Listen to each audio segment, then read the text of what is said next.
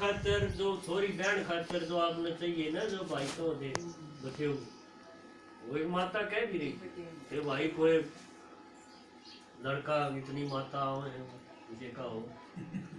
मैं बोला कि आप देखो ये सत्संग में ऐसा कुछ नहीं है। बोले नहीं नहीं, वो आपके कितने संगठन है, वो इनको लड़का बताओ। हमारे तो खूब पूरी दुनिया में जो हांड लिए और कोई मानस नहीं मिला। हमने मानस तो बहुत है दुनिया में, मानसा की कमी थोड़ी। बोले नहीं मानस नहीं है। जब दावा है ना बात करा मुंह पाड़े, जब पता चला है भाई इसने छोरी बुक कर दिया, ये तो मानस है। देखो ऐसा टोटा मानसा का आपने पहले नहीं देखा होगा, आज खूब है। तो ऐसी दुनिया का जब ऐसा नक्शा हो जाता है ना, जब एक भी मानस तो है नहीं पाता। जब परमात्मा शिव नु कहे वो मेरा आने का टाइम है, क्योंकि किसी मानस के बस की बात नहीं, किसी गुरु को सही के बस की बात नहीं कि वो मानस बना दे। इसलिए भगवान ने आके इन डांगरा में एक बैल पकड़ा, शिव जी का आगे बैल बिठा रखा मंदिर में, देखते हैं ना। बैल है कि खागड़ है, बताओ के है माता? बलद है कि खागड़ है? बलद है। किस तरह पता चला? उसका रस्सी है नाक में, रस्सी से पता चलेगा। रस्सी तो खागड़ का तो रस्सी ना पाओ। अब बैल क्यों दिखाया? वो आवे तो है आदमी में, तो भगवान जो ज्योति है जिसका शरीर नहीं, वो बैल पर बैठ के क्या करेगा? उसका शौक है क्या ये? हमारी तरह शौकीन थोड़ी है कि मैं यो खा लूं, यो पी लूं, ये बैल पर चढ़ के देख लूं, एक बार ऊँट पर चढ़ के देख लूं, ऐसा थोड़ी है। उसने बताया अपनी मजबूरी कि मैं आता तो आदमी के ही तन में हूँ, लेकिन वो आदमी है कैसा? वो बैल की तरह है। बैल क्या करता है? देखो, बैल खूब कमाता है। बैल के द्वारा पहले देखो कितनी खेती करके सारा परिवार का पालन होता है, आगे नहीं। बैल कर्मठ आदमी की निशानी है। कर्मठ माने जो खूब कर्म करके परिवार पाले, घर गृहस्थी संभाले, और उसी में जो है अपने उस इसी रूटीन में बंधा रहे। आज का आदमी भी तो ऐसे ही है, सुबह उठते ही बस खाया पिया, चाय पी, फिर ड्यूटी निकल गया, फिर आया, फिर अगले दिन फिर ऐसे करके 70, 80, 90 साल तक वो यही काम करता है। ये बैल नहीं तो और क्या है? इसके अलावा उसने कभी सोचा कि मैं एक आत्मा हूँ, मेरा घर परम धाम है, मैं इस धरती पर कितने जन्म ले चुका हूँ, ये मेरा आखिरी जन्म, ये कभी उसके मन में आया? आप देखो आपके घर में खूब आदमी है, यही विचार आता है भाई लेट हो गया, सुबह उठते ही भागो भागो, फिर सो जाएगा, फिर अगले दिन फिर भागो भागो। ऐसे कितने साल काटता है? 70 साल, 80 साल, फिर एक दिन चला गया, वहां जाके फिर यही काम शुरू। सारी दुनिया में यही तो है। तो ये पशु जैसा जो जीवन था, जिसमें उसका आचार विचार एक मशीन की तरह वो एक चक्कर में घूम रहा था और चक्कर बदलता रहा। ये जिंदगी जब आदमी की होगी तो उसको कहेंगे कि उसका जीवन कैसा है? डांगर जैसा, बस शरीर के लिए उसका सब कुछ है। उसको ये कभी मन में नहीं आता मैं कहीं झुग्गी में चला जाऊं, ऐसे कर्म तो करूं, कोई नहीं सोचता।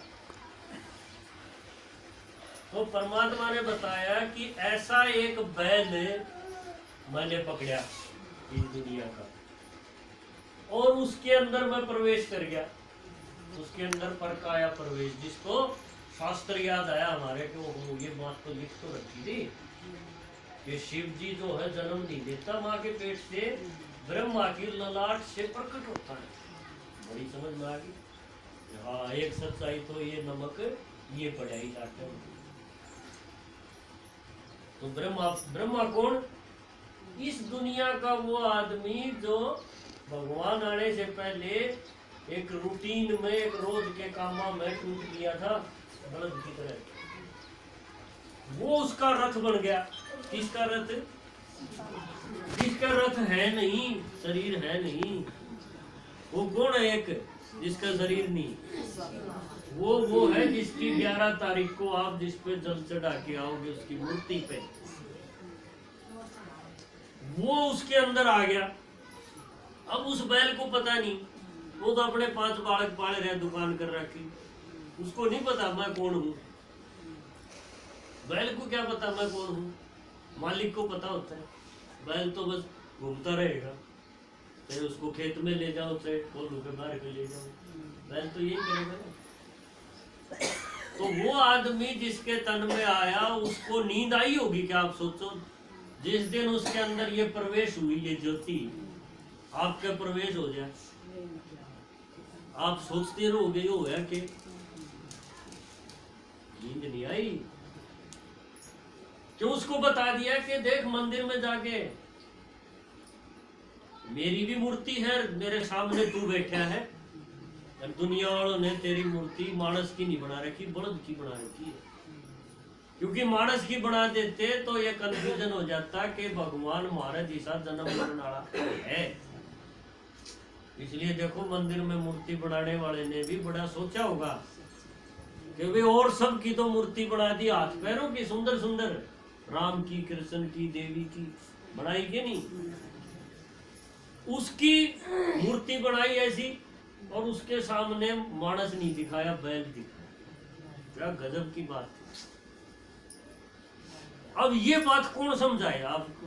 किसी को मतलब ही नहीं कि आपको ये बात बता दे परमात्मा के ज्ञान के सिवाय कि ये बैल कौन है। किसी से पूछ के देख लो, माता जाएंगी उस बैल पे भी पानी डालेंगे और शिव जी पे भी वो खर्चा करके आ जाएंगे।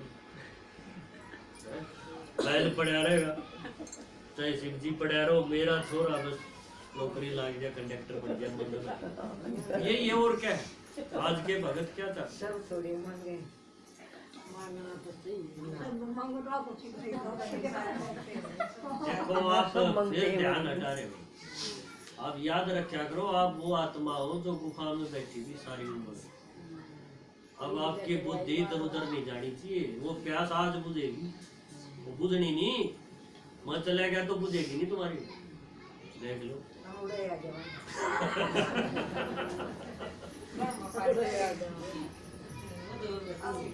तो देखो वो ज्ञान जो है परमात्मा ने जब दिया तो पता चला कि ये बैल तो महाराज ईसाई था, हम भी बैल हैं। किसी में आपको गाय बता दिया, भगवान की गाय, फिर गाया मत एक बैल बता दिया। किसी में उसको भागीरथ बोल दिया। देखो गजब की बात। भगवान ने इसको और क्या बताया ब्रह्मा को कि देख तू मेरा बच्चा है, मैं तेरे तन में आया हूँ, मैं माँ के पेट से नहीं आता, तू जरूर आया है, लेकिन तू आ गया, माँ के पेट से आ गया, और तू अपने जन्मों को गया भूल। तू तेरे कल का खाया पिया याद नहीं, 84 जन्म तेरे कहाँ से याद होंगे? मेरे से सुन। तो बताया कि देख तेरा एक शास्त्र में तेरे को भागीरथ बोला गया है। मंदिर में बैल बिठा रखा है तेरे नाम का, और एक शास्त्र में तुझे बोला गया है भागीरथ। भागीरथ की कहानी भी हमने सुनी। भागीरथ कौन? रथ। रथ तो सुना ना, रथ। रथ माने शरीर, भागीरथ माने भाग्यशाली रथ। तो जिसमें भगवान प्रवेश करके बोले, उससे भाग्यशाली और कौन होगा इस दुनिया में? बताओ। उसका तो लाइन लग जाएगी। कई कई जगह देखा, राजस्थान में कई बार आ जाए खबर में कि इसमें देवी आ गई, तो लाइन लग जाए लोग। पूछेंगे हमारी फलानी चीज बता, कड़क होगी, हमारी भैंस होगी, देवी बताओगी, हमारी खुरपी होगी, ये पूछने जाएंगे। और जिसमें भगवान आ जा, वो रथ सबसे भाग्यशाली। ये रथ भाग्यशाली नहीं।